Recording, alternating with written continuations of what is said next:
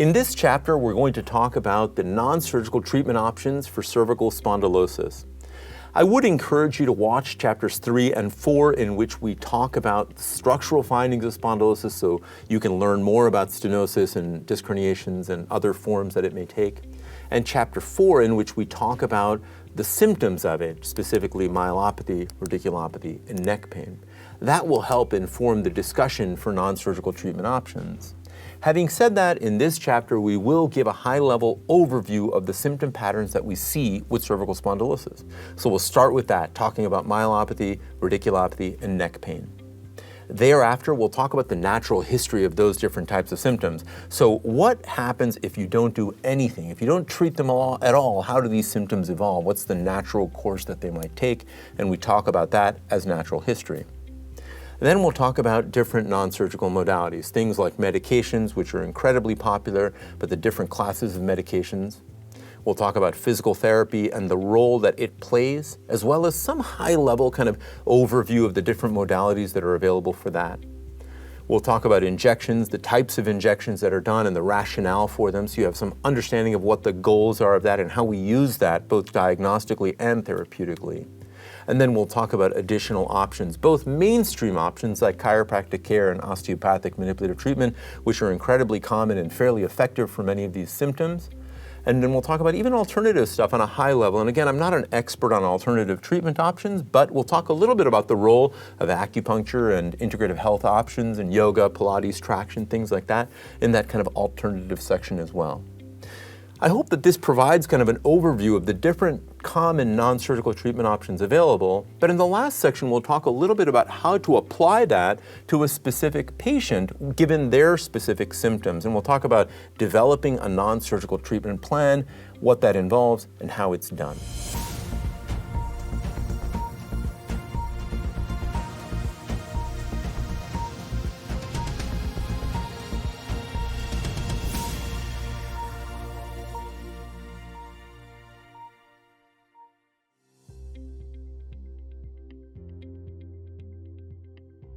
So before we get into talking about the non-surgical management options for cervical spondylosis, I think it's valuable to reiterate something that I've talked about in other chapters. Namely, I'd like to go over the type of symptoms that people see or encounter when they have cervical spondylosis. So for those of you who have not seen one of my other videos covering this, cervical spondylosis is age-related degeneration of the cervical spine. Simply put, it's like wear and tear on the cervical spine. So if you look, for example, at this image, which is looking at the cervical spine from the side, you can see that there's a fair amount of arthritic disease in some of the joints here, and this is an illustration to kind of show some of the byproducts of aging. You can see some disc osteophytes up front here and some of the degeneration up in the front. This is an example of cervical spondylosis, but if you took a single slice through the spine like that, the image would look something like this. And this is a top-down view that shows you the cervical spine with the disc in the front here, the spinal cord over here, a nerve on one side, a nerve on the other side. And again, I would refer you to the chapters on cervical anatomy if you want to get into this more. But this is meant really to illustrate a disc herniation and how this disc herniation can push on the nerve here and can push on the spinal cord over here. And it's preferentially pushing on the spinal cord on one side. So the reason I show these two images is just to show some of the different features of cervical spondylosis. Now, if you were to take a single slice through the spine and look at it, it would look a little bit like this. So here you can see the vertebral bodies in the front and these disc herniations here. And you can see that some of these discs are causing pressure, putting a fair amount of pressure on the spinal cord, which sits right about here. Now that pressure is partly a byproduct of this ligament thickening and partly a byproduct of the disc herniation. And again, we go over that when we talk about the structural findings of spondylosis. But this really lays the foundation to talk about the symptoms that we encounter. So there are really three different symptom patterns that we encounter with cervical spondylosis. The first relates to spinal cord dysfunction. So again, on this picture where you can see that there's some pressure on the spinal cord at these levels caused both by the front and the back. Here you can kind of see there's a bit of pressure on the spinal cord over here. Symptoms of spinal cord dysfunction are what we call cervical myelopathy. So cervical myelopathy is the clinical condition that results from spinal cord dysfunction. And the symptoms people will encounter will be problems with clumsiness, balance dysfunction, difficulty with unsteadiness, fine motor skills, things like that. Now, the second symptom that we typically see will relate to the pressure on the spinal nerve. So for example, here you can see this same disc herniation is pressing on the spinal cord, but also pressing on the spinal nerve. Now, we call the condition that comes from that cervical radiculopathy. That is the clinical condition that results from spinal nerve dysfunction. And now, the symptoms that people really feel with radiculopathy are problems with pain, weakness, numbness, and tingling that generally radiates typically into the arm when it relates to the cervical spine. Where it goes in the arm is dictated by what nerve is affected. And again, there's a nerve on the right and a nerve on the left, and people can have symptoms on one or both sides. So the second pattern of symptoms we see is cervical radiculopathy. The last symptom that we typically encounter or think about when we look at spondylosis is neck pain. And that can come from a lot of different stuff. That can come from, of course, some of the joint arthritis, like in that picture that we saw at the beginning. It can come from some muscular stuff, other types of myofascial pain. There are a variety of things that can cause neck pain, including some patterns related to upper cervical nerve compression or cervical radiculopathy. Having said that, when we think about patients with cervical spondylosis, we think about cervical myelopathy, cervical radiculopathy, and neck pain. And that will lay the foundation for our conversation on different management options. Now, when we think about those three categories, we want to think about not only the severity of these different conditions, but also what proportion people have. People may have some components of myelopathy and radiculopathy, or myelopathy and neck pain, or just radiculopathy. Any combination of those is really possible.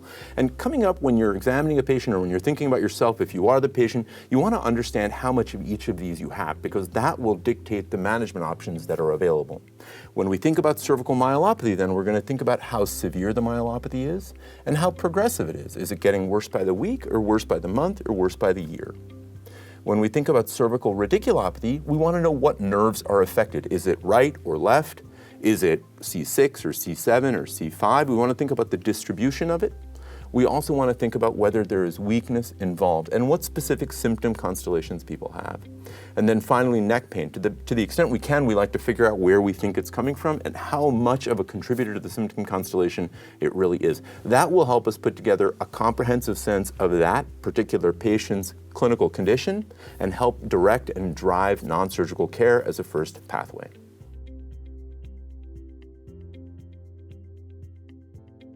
So the first thing that we're going to talk about is natural history of cervical spondylosis.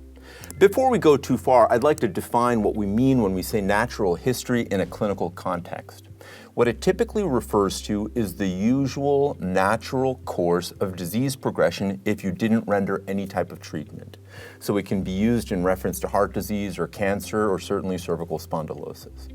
When we think about natural history, then what we're really saying is, how would the symptoms evolve over time if you didn't do anything? And that's important to understand before we talk about the specific types of treatment. So now if we break down those symptoms as we have discussed before and talk about cervical myelopathy, cervical radiculopathy, and neck pain, those different symptoms evolve differently, and the natural history of them is different. So we'll start out by talking about cervical myelopathy. Once again, cervical myelopathy is the problem of spinal cord dysfunction. It's difficulty with clumsiness or balance dysfunction. It can affect the arms, the legs, or all four of those.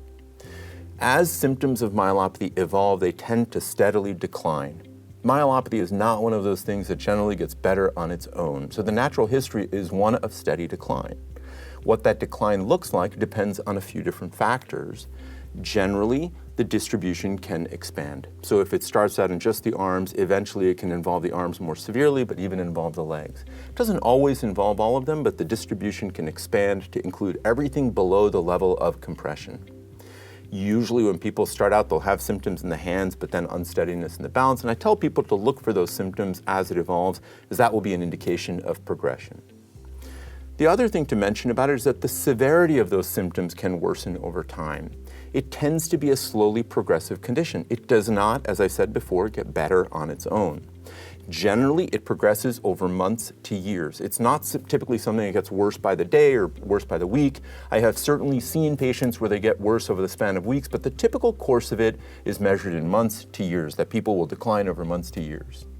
It's also not the case that people get worse day to day. People tend to get worse in a monotonic fashion, which means that they steadily decline, but often in a punctuated fashion. And what that means is they might be kind of at this neurological level and then take a little bit of a step decline, and then kind of continue, and then a little bit of a step decline. So we call that a stepwise decline, and that's typically the course of cervical myelopathy. So if we had to summarize the natural history of it, it is something that typically does not get better on its own. It typically steadily declines, usually over months to years. And the most common pattern that we see is one goes from maybe affecting one or two limbs to affecting all four, and it tends to monotonically decline in a stepwise fashion. The second pattern to talk about is cervical radiculopathy. Cervical radiculopathy is a condition of nerve dysfunction, so it usually involves one or more of the nerves in the cervical spine. Generally, when people have symptoms of cervical radiculopathy, the symptoms are limited to wherever that nerve goes.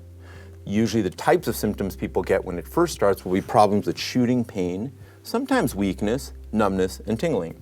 Again, it's usually limited to a specific nerve. It doesn't usually spread from, say, C6 into the C7 distribution or something like that. It may not involve the entire distribution, and in fact, when it starts, it's often the most severe. It comes on with a bang, and then slowly subsides over time. So maybe it goes from involving the entire C6 distribution to involving a little bit less and a little bit less over time. So it will often, as it evolves, get better, typically shrinks in distribution. The first symptoms to get better is usually pain. That's usually the first thing that will improve. Weakness takes longer to get better if you have it or if patients have it. And then numbness and tingling really takes the longest. And that is a phenomenon related to the type of nerve fibers that create those different symptoms. So again, pain tends to get better first, weakness takes longer, numbness and tingling really take the longest to get better. Sometimes as people's symptoms evolve, they'll develop some neuropathic symptoms, we call it, like burning or hypersensitivity or something like that. That really is a byproduct of chronic nerve injury. But generally, people's symptoms will come on really severely and diminish over time. The typical course is for the symptom intensity to shrink, the distribution to diminish, and also the episodes to kind of evolve from, as I said, pain to weakness, numbness, and tingling as all of the different symptom characteristics get better. Most episodes will resolve within 6 to 12 weeks.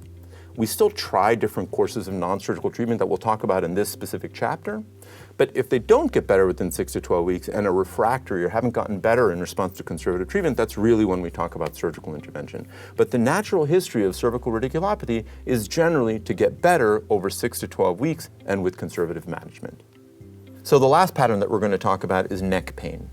Neck pain is quite variable. There are a lot of different causes, as you can imagine, to neck pain, so predicting how it will unfold over time is difficult. We certainly can't paint with a narrow brush in terms of that. Neck pain can be muscular, it can be radicular, which means it kind of is caused by a nerve, especially the upper cervical nerves. And figuring out where it's coming from can influence not only management options, but also help us predict how it would evolve over time. It's difficult. Some people will have a short course of neck pain that lasts a few days, and some people will have chronic neck pain. And so to that extent, painting a reliable picture for the natural history of it is very difficult. The typical course of it over time is quite variable, but often responds to conservative maneuvers. And we will talk specifically about the types of conservative treatment that we use when people have neck pain.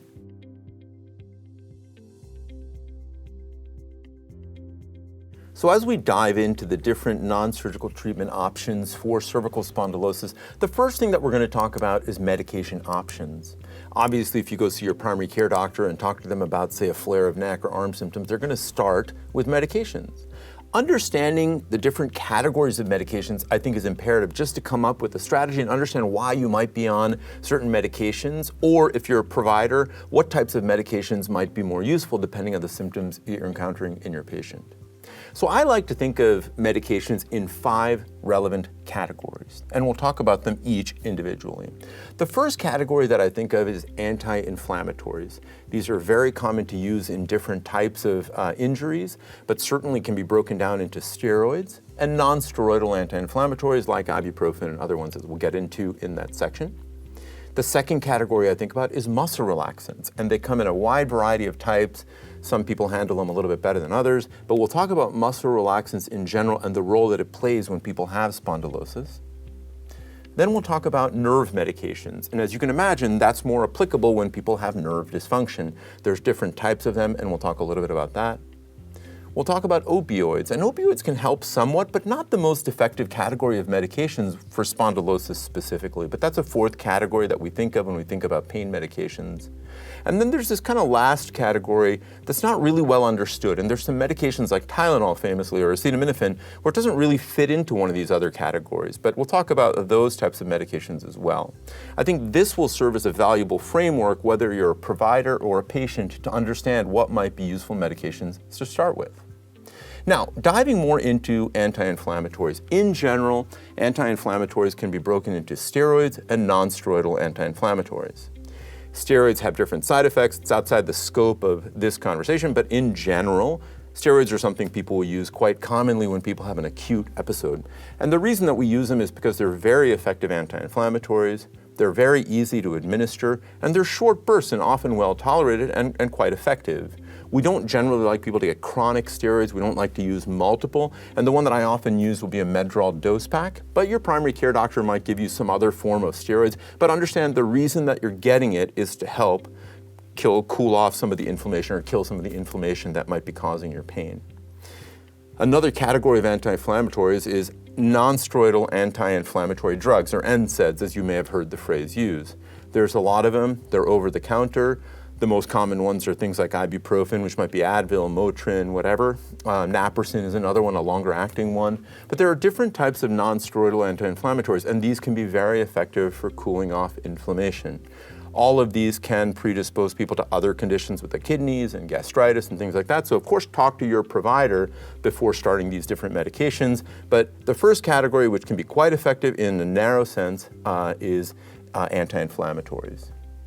The second category of medications that we'll talk about are muscle relaxants. Now, muscle relaxants, there's a wide variety of them, things like Flexeril and Robaxin and Scalaxin and Zanaflex. These are all just US terms, but these different medications are effective, but they all kind of have the same pathway. The idea is to kind of relax some of the muscles, which can sometimes be in spasm and cause a fair amount of neck pain, and they're quite effective predominantly for neck pain. They don't help as much for symptoms that shoot into the arm, but they can be very effective when people have axial symptoms like neck pain when it comes to the cervical spine. The third category we're going to talk about is nerve medications. So nerve medications, as you can imagine, as the name implies, really address symptoms of nerve dysfunction. So when you injure a nerve, it gets hit, for example, with radiculopathy by a disc herniation or something like that, people get pain, numbness, tingling, weakness, and we'll use medications like gabapentin or Lyrica, what we call it here, pregabalin, and other medications that can help blunt the nerve so that sensation of pain is not quite so severe. It can be effective even for some of the numbness symptoms, but it's really designed to blunt the nerve. Very effective in acute episodes for managing radiculopathy, for example, and even to some extent with myelopathy, as we'll get into in a few minutes. But there are a lot of nerve side effects. People can feel lethargic or unsteady, and again, talk to your provider before starting any of these medications. None of these are over the counter. These are all things that have to be prescribed, generally in the United States. So you'll have to talk to your provider regardless about it, but be aware that there are a lot of side effects because blunting the nerves will also blunt the nerves often of the central nervous system, and so there can be side effects related to that. They are a very effective category of medication for treating symptoms, particularly of radiculopathy and myelopathy. The fourth category we'll talk about is opioids. So opioids are narcotics, of course. I think they're certainly in the news right now.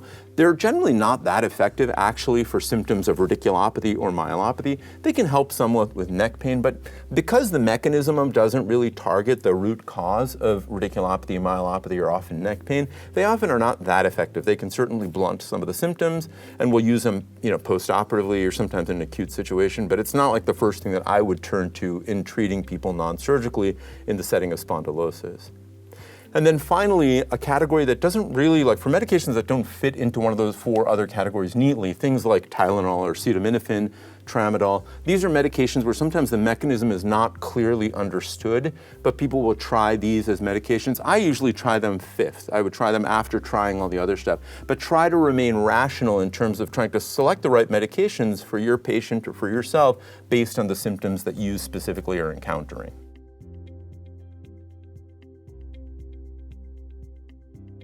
One of the most important and effective non-surgical modalities that we use for treatment of cervical spondylosis is physical therapy and sometimes occupational therapy for myelopathy. Physical therapy is such a broad category, and by no means am I an expert on all of physical therapy, but I'll do what I can to kind of give you a high-level sense of what we're trying to achieve with it and the different modalities that they might use. So the goals of physical therapy on a high level are really a few things. One, we use it to try to help reduce pain. We also try to use it to improve mobility, which as people get older, everyone can use. We try to improve endurance and increase strength. And those are like high-level goals. Now, specific goals will be tailored to you as a patient or to your patient if you're a provider. And typically when you send somebody for a physical therapy evaluation, it will start with defining that person's specific needs and the goals of treatment. That will dictate the specific types of modalities that are employed. Now, this cartoon here is very cute at highlighting the fact that there are so many different modalities that can be employed that all of which maybe no single person is going to really need, but your physical therapist will help figure out which of these really make the most sense. Now, if you think about the different modalities that are available, and there are many and even more than what I've listed here, I'll just highlight some of the common ones. So exercise is the one you think about all the time. That's what if you told me physical therapy, that's the first thing you think about. And that can be both active and passive exercises. Another modality that I find patients find real value from is ultrasound. And ultrasound is a way of stimulating using different sound waves, the muscles, and evidently I have patients that certainly get relief from that. That's something they may employ. Massage therapy, of course, who wouldn't want that? That's a very effective way of kind of relaxing some of the muscles and treating some of the symptoms that people get with spondylosis. Electrical stimulation and TENS unit can be effective, and that is something that where they will put leads or pads on you and stimulate the muscles or nerve endings, and that can sometimes give a fair amount of relief. That's one modality that people will sometimes use. Traction, so this is effectively stretching. I find many patients actually get relief from traction as well, and physical therapy places will do it, chiropractors may do it, and of course you can buy devices that allow you to do traction at home. But the idea around it is by stretching that you can unload the discs, unload the joints, and maybe unload the nerves. So traction is a modality that some people will employ during physical therapy. Passive mobilization, which can help with range of motion, and specifically in joints, and certainly that's just as relevant in the neck. Heat and ice, and of course heat is directed at trying to improve perfusion or blood flow to an area. Ice is designed to kind of reduce inflammation, and both of those may or may not be employed by your therapist. And then hydrotherapy, or therapy that involves water. And all of these are a subset of the different modalities that physical therapists will use, but all of them may have some degree of value when treating your cervical spondylitic symptoms. Therapy happens in different settings, and I think this is an important thing to kind of highlight, because a lot of times patients will come in and think, well, why can't somebody just come to my home? So therapy happens in a few different types of settings. The inpatient setting, which is a setting that you might find in a hospital or in an acute rehab facility.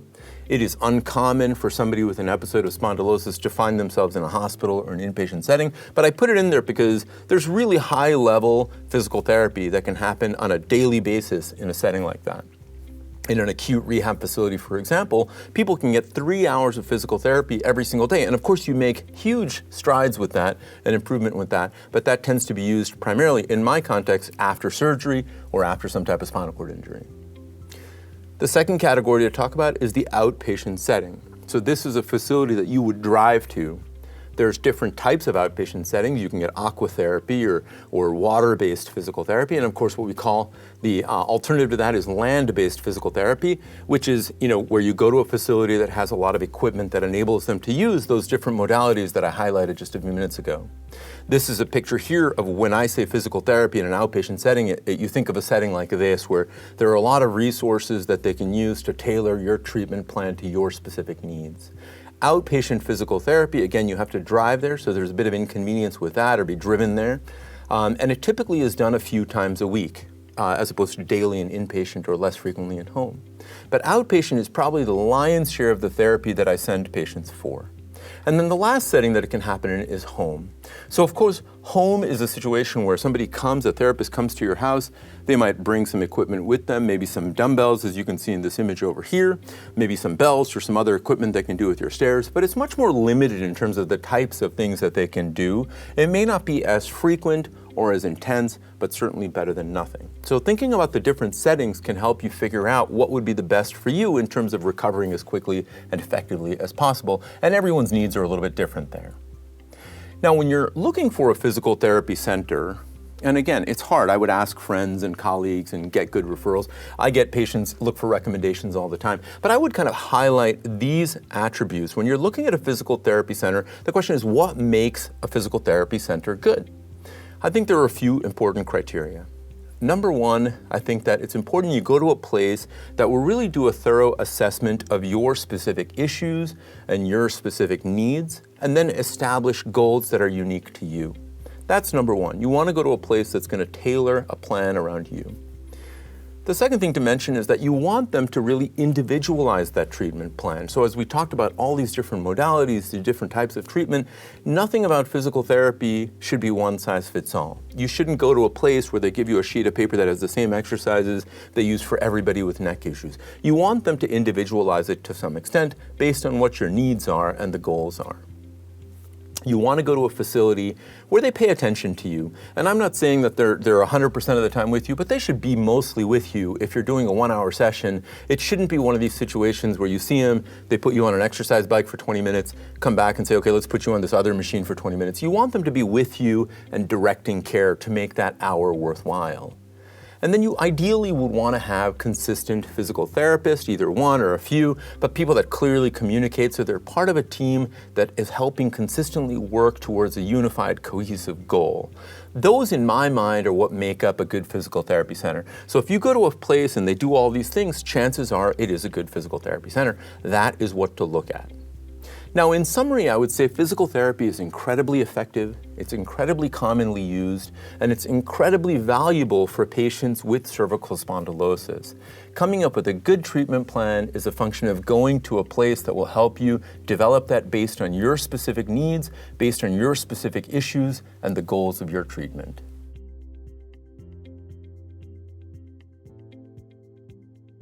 A second very important non-surgical treatment modality that we use for cervical spondylosis is cervical injections.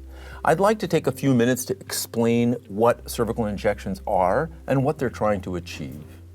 So cervical injections come in a few different types. And again, as a neurosurgeon in the United States, I don't generally do injections. Nevertheless, I can explain kind of how we use injections both therapeutically and diagnostically. They come in a few different types, as I mentioned. The common ones are things like epidural injections, selective nerve root injections, facet injections, and trigger point injections. And these are all different, and what makes them different is how it is done and what the target is. Usually injections are done by specially trained physicians. Now, particularly the first three, epidural, selective nerve root, and facet injections, generally done by specialists in interventional pain. That can be people like physiatrists who are spine medicine specialists. It can be done by anesthesia and pain management, interventional pain management specifically, types of physicians. And then there are some interventional neurologists that will do this as well. Now, in other countries, certainly some surgeons will do their own injections, but who performs it is really less relevant, except to know that when you're getting injections, you want to make sure that the person that is doing it has experience and training specifically in that. Now, as these different injections are done, they will target different areas. So the first one we'll talk about is going to be epidural injections. So an epidural injection, as the name implies, is an injection where the fluid goes in the space around the dura.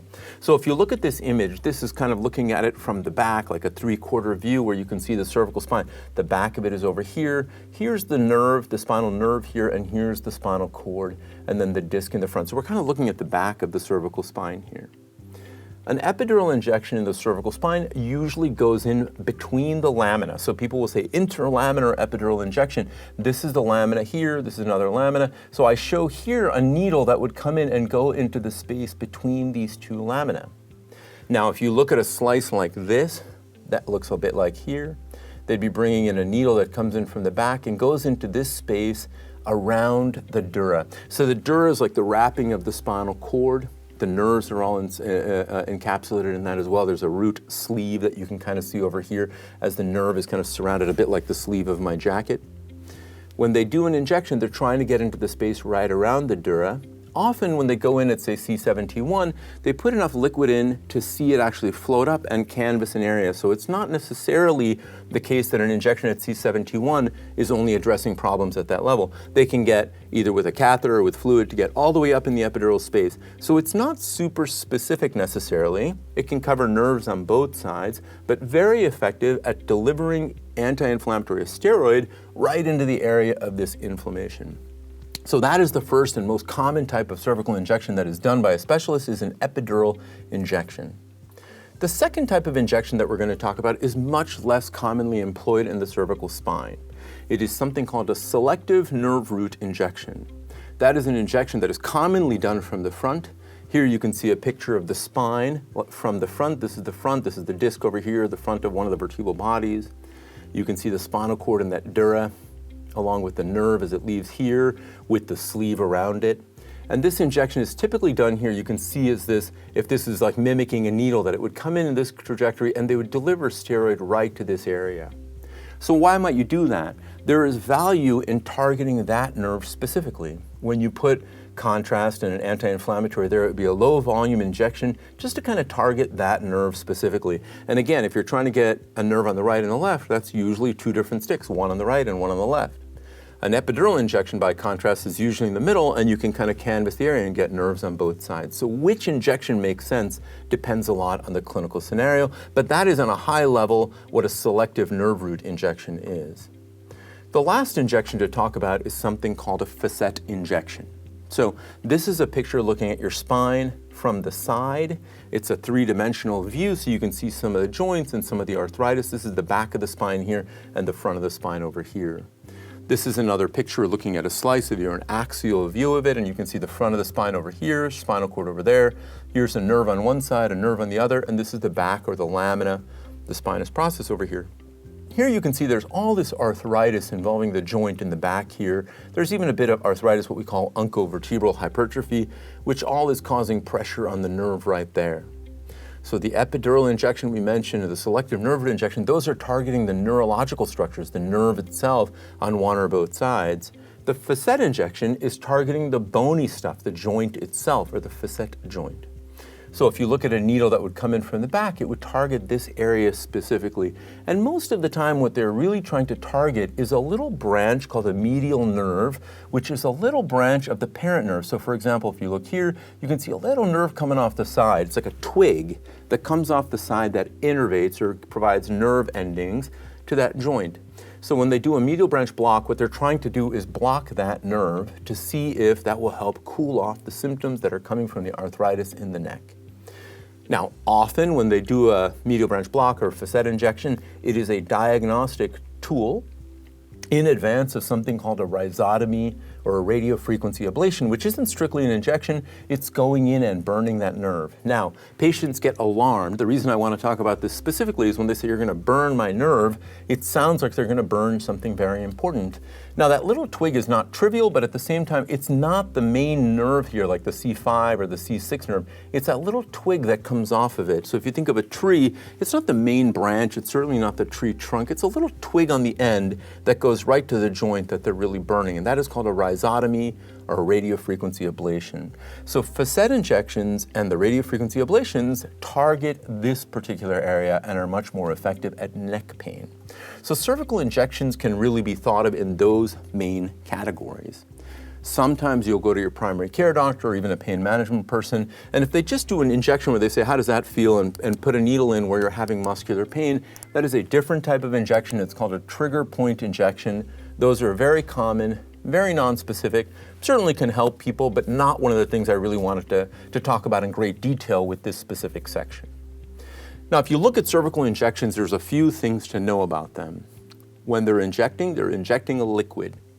The liquid can have different components, and often the person doing the injection is the one kind of composing that and saying, oh, I want this type of steroid and this type of anesthetic.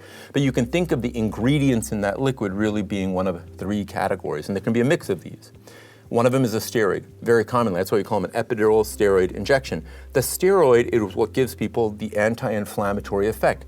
It doesn't take effect right away. It sometimes takes a few days to cool the nerve itself off, but the steroid is probably the most important ingredient. Sometimes they will have a local anesthetic agent also, which helps numb the nerve right away. That is useful sometimes for diagnostic injections. So if I call a pain management person and say, hey, I'd really like to target, say, the C6 nerve, they can sometimes put a local anesthetic which won't last as long, but can be quite diagnostic. So that is an ingredient that may or may not be in the injectate that they use. And then most of the time this is done with fluoroscopy that we'll talk about in a second. So in order to see the liquid on X-ray, you need to have a contrast agent in it, something that looks dark on X-ray. So those are typically the three ingredients that people will use. And they all come in different types. There are different steroids you can use, different types of anesthetic, and usually one of a couple types of contrast agent you can use. But that is what they are actually injecting into your cervical spine. As I mentioned, most of the time it is done with fluoroscopy.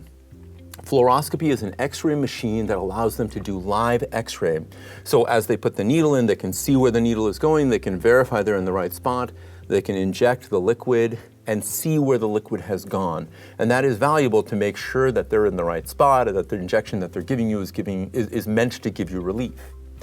Sometimes they will do it with sedation. This can be alarming. Some people can be very anxious about it, and so they can give you light sedation when it is done.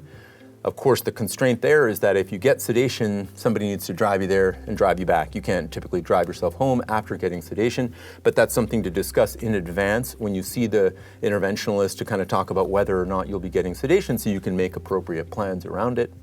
And then it could be done in a procedure room. You may go to an office and they say, hey, we've got a procedure room, we can do it over here, we have X-rays set up over there, or it may be done in the operating room. But just so you know what to expect, that's something to ask the interventionalist, like where they typically do their injections. And it doesn't really matter which one of those. There's not one that's necessarily better than the other, but just so you know, kind of thinking about the setting is valuable as well. So after getting the injections, I find it very valuable to look at those records. I want to know what was targeted. Was it the joint? Was it epidural? Was it selective or not? It doesn't really matter how selective it is. It's not critical. It can be nice if they're selective, but it's not essential. But before just saying, oh, injections didn't work, you want to get a sense of what type of injection. It might be that a facet injection didn't work, but that the epidurals would, or vice versa. So knowing what was done, I think, is important. And especially if you're a patient, being an engaged patient that understands, like, okay, what was done and how did I respond to it is valuable in the decision-making of your condition. You want to also pay attention to the extent of relief. Was it a lot of relief? Was it complete relief? Was it very little, or was it none? Those are all different answers from our perspective. How long did the relief last? It is not uncommon for me to see a patient who gets tremendous relief from an injection, but it only lasts like 5 days. And they'll come in like 2 months after that and be like, that was a waste of time, it didn't help me at all. That's a very different answer. Getting a lot of relief for 5 days means that the problem is so severe that injections weren't really going to help. Maybe surgery could be very effective. Whereas somebody who gets an injection and gets no relief at all can be an indication that we're barking up the wrong tree, that the symptoms are coming from elsewhere. So in that sense, knowing where the injection was done and what kind of relief, the extent of relief you got, and how long that relief lasted is very important diagnostically. If it lasts a long time, of course, these injections can be therapeutic, and quite commonly people can get sustained relief between time, physical therapy, and injections and not end up needing surgery. So in general, cervical injections are a very important adjuvant, non-surgical treatment modality that we use when we're evaluating and managing people with cervical spondylosis.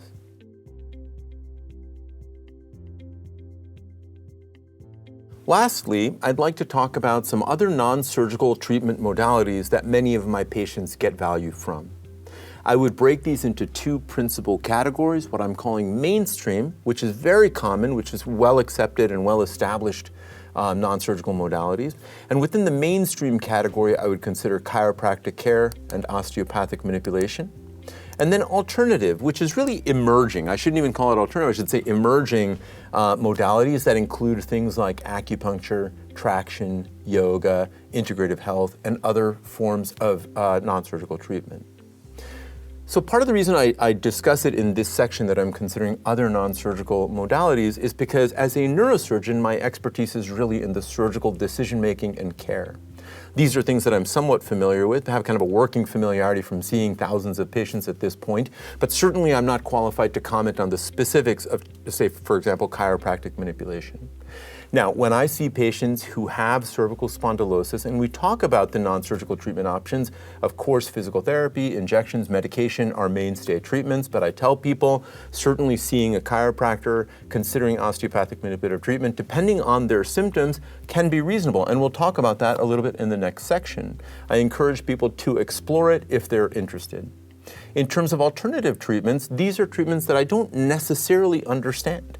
Acupuncture has been around for 4,000 years, so chances are there's some truth to it. I just don't fully understand how it works. I've been to a number of lectures on it. I certainly have studied it, but to be honest with you, I just don't quite understand how it gels with allopathic medicine. Now, acupuncture, if people are interested in exploring it, by all means, I think it's reasonable. I think traction can be a powerful thing for some patients. Yoga is incredibly effective. And then there are emerging integrative health innovations, even things like mindfulness and stuff that I encourage people. If you have cervical spondylosis and you're really inclined to exhaust non-surgical treatment, these are very realistic considerations depending on the symptoms that you have. Having said all of that, I think between medications, injections, physical therapy, and these, that pretty much covers the bulk of non-surgical options available today for cervical spondylosis.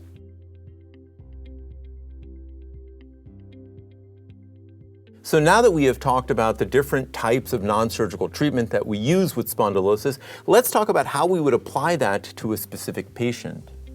Now, once again, we'll talk about the symptom patterns that people with spondylosis may present with.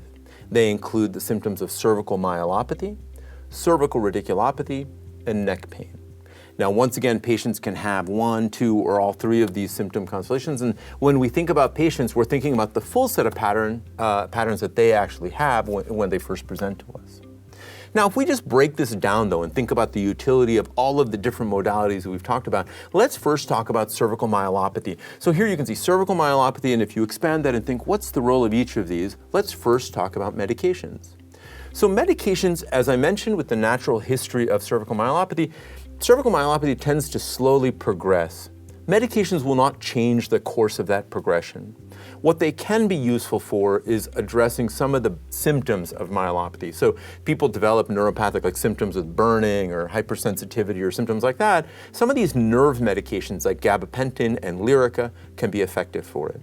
Once again, it won't change the course of myelopathy, and certainly I wouldn't say that medications alone is an effective treatment for myelopathy, but it is a way of addressing some of the symptoms, and to that end, I would say medications are useful in this situation.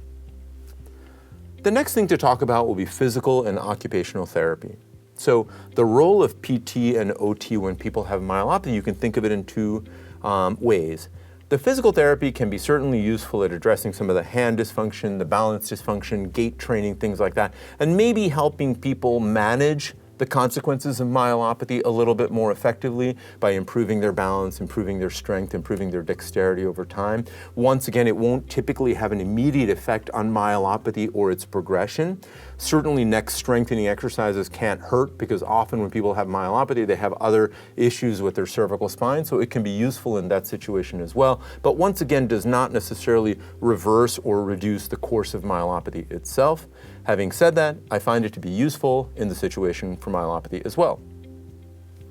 Let's talk next about the role of injections when people have myelopathy. Now, if you remember, if you've seen in one of the other videos, myelopathy is a consequence of spinal cord compression to the point where people develop spinal cord dysfunction. That means the spinal canal is very tight. Generally, most interventional pain management, neurologists, physiatrists, the people that are specialists that do injections will feel a little bit wary of doing injections in the setting of tight cervical stenosis. It doesn't mean it doesn't happen. I don't know that it's really that advisable if you have a very tight spinal cord and a very tight spinal canal to put liquid into it as well. Not that it carries a significant risk, but it certainly isn't going to do anything to open up the spinal canal. Now, if people with myelopathy also have radiculopathy or neck pain, there can be a role for injections in that situation. But here we're talking about specifically the utility of injections in somebody for myelopathy. And I don't really think that injections are advisable as it doesn't change the course of the myelopathy itself. Next, we'll talk about chiropractic care and osteopathic manipulative treatment. The question is, what's the role of that in the setting of myelopathy? As I mentioned in this section, I'm a fan of it. I certainly am a believer in chiropractic care. I've seen enough patients to know that people get benefit from it. Having said that, when there is tight stenosis, I have a little bit of a reservation as a spine surgeon. Admittedly, this is a bias against high velocity manipulation. There are lots of different types of chiropractic treatment, and I don't think it's unreasonable to explore some of those, but because of the tight stenosis and the fact that myelopathy is progressive, it's not the first thing that I turn to, and I don't generally recommend it for my patients, specifically for myelopathy. Lastly, the alternative options. As I mentioned, these are emerging. Acupuncture has been around for a long time, but it's something that I don't think is fully understood. I don't really know what to say to patients when they ask me, like, should I do acupuncture in the setting of myelopathy? I mean, I would say, sure, you can try it. I don't think there's danger in trying that stuff, but how much it really helps is a bit, remains to be seen. So when people ask me about it, I say, I don't really understand the utility of things like mindfulness and acupuncture and traction and yoga and things like that, specifically for myelopathy. So there, I would put a question mark. Next, let's talk about cervical radiculopathy. So cervical radiculopathy, as a reminder, is the symptoms people get from irritation of a cervical nerve. It can affect one or more nerves, and it typically causes pain, weakness, numbness, and tingling wherever that nerve goes. Now, in terms of the specific non-surgical options and their utility, we'll talk about them once again. We'll talk about all 5. Medications. The role of medications for cervical radiculopathy is pretty powerful. Oral anti-inflammatories, whether it's in the form of steroids or NSAIDs, can be very useful for cervical radiculopathy.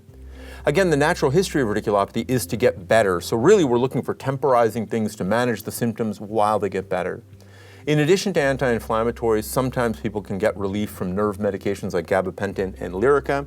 Certainly not unreasonable to try them. Most patients that I prescribe them to for cervical radiculopathy don't feel that it's worth it. They feel like there's too many side effects to justify the relief that they get, but having said that, there's no risk in trying it.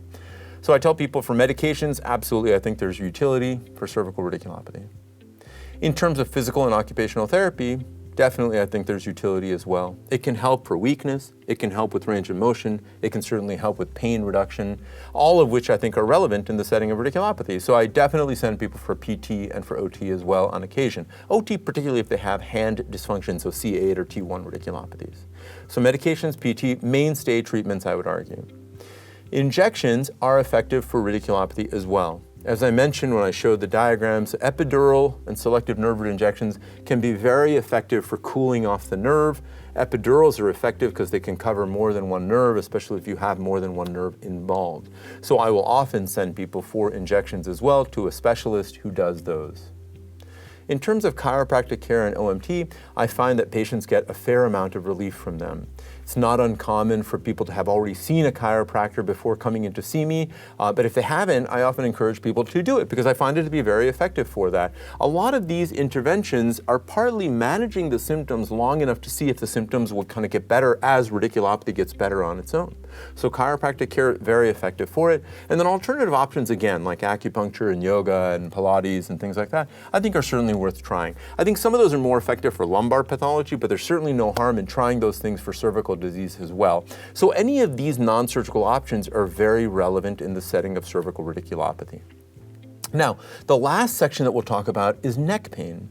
Neck pain, again, as I mentioned in that earlier section, is such a widely variable problem. It can come from so many different things that it's hard to prescribe a specific course of treatment for it. Medications can definitely be helpful. And the medications that I find to be most useful are anti-inflammatories. Certainly nerve medications can help a little bit, especially if it's neck pain from nerve symptoms or radicular neck pain.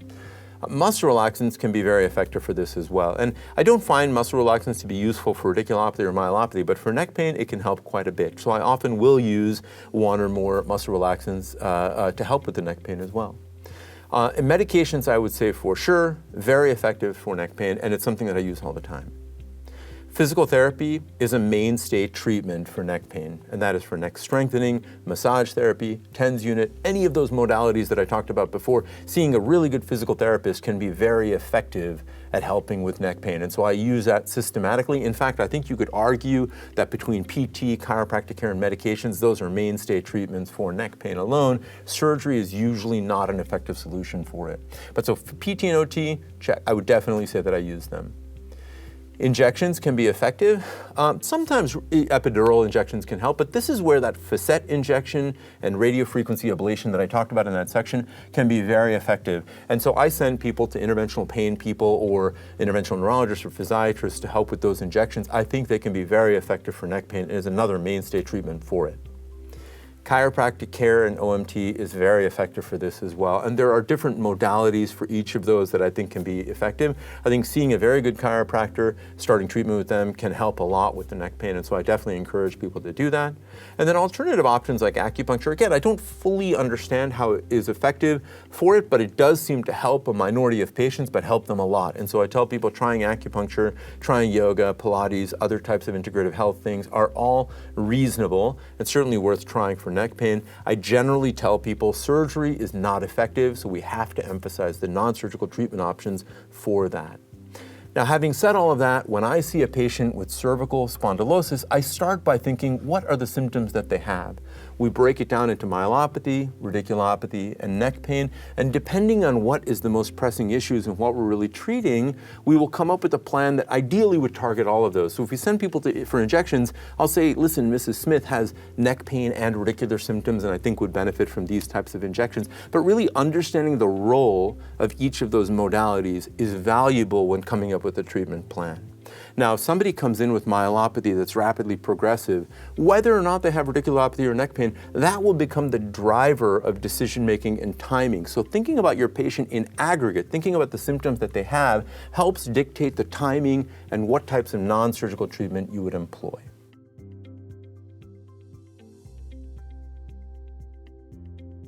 In this important chapter, we talked about the non-surgical treatment modalities that we use for patients with spondylosis. We talked first about the symptom patterns, myelopathy, radiculopathy, and neck pain, which hopefully at this point is becoming familiar to you as a way of thinking about the symptoms of spondylosis. Then we talked about the natural history of spondylosis, like how do the symptoms evolve if you don't do any type of treatment? And we talked specifically about it for those same three patterns that we talked about before. We talked about the role of medications, which is of course the first line treatment that people will use when they see their doctor for symptoms when they first develop them. And we talked about specific types of them and how they're rationalized. Then we talked about physical therapy, the different types of modalities and what we're trying to accomplish, as well as what to look for from a good physical therapy center. We talked then about injections, really with the purpose of giving you a high-level understanding of what the goal of injections is, what it looks like on a high level, what we're trying to achieve, and then really the diagnostic value and therapeutic value of it with reference to the same radiculopathy and myelopathy and some of the symptoms of spondylosis. And lastly, we talked about the different types of additional options, things like chiropractic care, osteopathic manipulative treatment, acupuncture, yoga, integrative medicine options, etc. Those in aggregate are a pretty comprehensive sweep of the different non-surgical options available today. We talked lastly about how to think about those non-surgical treatment options when referencing a specific patient. How do you take a single patient, synthesize in your mind what you're trying to accomplish, and develop a good non-surgical treatment plan for them? Next, we're going to talk about two very important things. Patients that have exhausted non-surgical treatment or maybe are not good candidates for non-surgical treatment, we'll talk about surgical decision-making. So that's what we'll talk about in Chapter 7. We'll talk about, once again, how to define the symptom patterns. When do you consider surgery? Identifying important structural causes and trying to figure out what you're trying to accomplish, like what your goals of surgery really are. And then lastly, picking a surgical approach. And then in Chapter 8, we'll give you a high-level overview of the different surgical approaches in the cervical spine. I think these chapters are going to be very important in understanding the treatment options for people with spondylosis. I appreciate you watching this video from Prasad Spine Academy. I hope you found it useful. I would encourage you to leave any comments or questions you have in the comment section below, and I look forward to seeing you in chapters to come.